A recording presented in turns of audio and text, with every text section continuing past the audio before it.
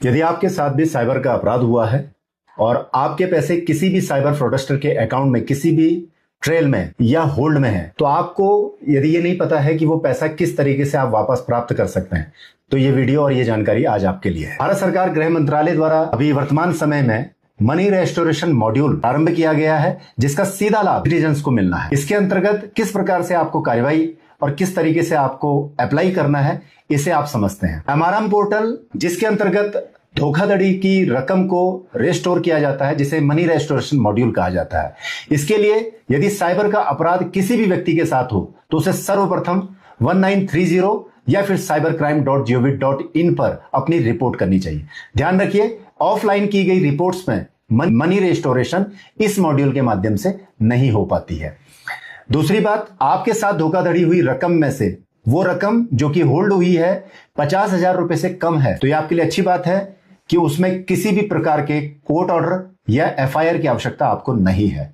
आपको simply MRM portal पर जाकर के अपनी उस कंप्लेंट का, जिसमें 14 डिजिट का एक्नॉलेजमेंट नंबर आपको मिलता है, उसको आपको एंटर करना है, जिसके आधार पर आपको अपना पैन कार्ड तथा जिस खाते में आपको पैसा रेस्टोर कराना है उसकी डिटेल्स को आपको फिल करना है। एक ओटीपी के साथ ही इसमें आपका रजिस्ट्रेशन हो जाता है, जिसकी जांच संबंधित जांच अधिकारी द्वारा की जाती है। इसमें चूंकि एक टाइम बाउंड प्रोसेस है, जिसके अंतर्गत पुलिस के जांच अधिकारी को अपनी रिपोर्ट सबमिट करनी है, जिसके आधार पर आपका पैसा आपके उस खाते पर बिना किसी कोर्ट ऑर्डर के, बिना किसी एफआईआर के रेस्टोर हो जाता है।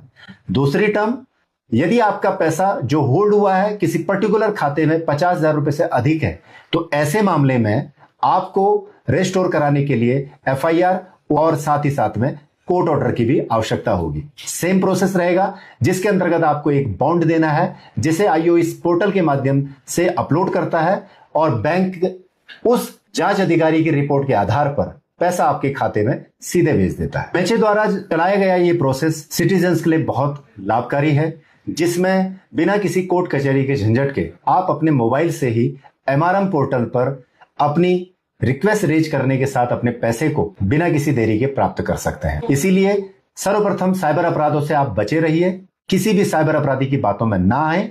लेकिन यदि आपके साथ साइबर अपराध हो जाए तो गोल्डन आवर में इमीडिएटली अपनी साइबर अपराध की रिपोर्ट 1930 या cybercrime.gov.in पर रजिस्टर्ड कीजिए, क्योंकि ये पोर्टल इन्हीं माध्यमों से दी गई सूचना के आधार पर कार्य करता है। तो सजग रहिए, सतर्क रहिए, साइबर अपराध से बचे रहें। जय हिंद, जय भारत, जय उत्तराखंड।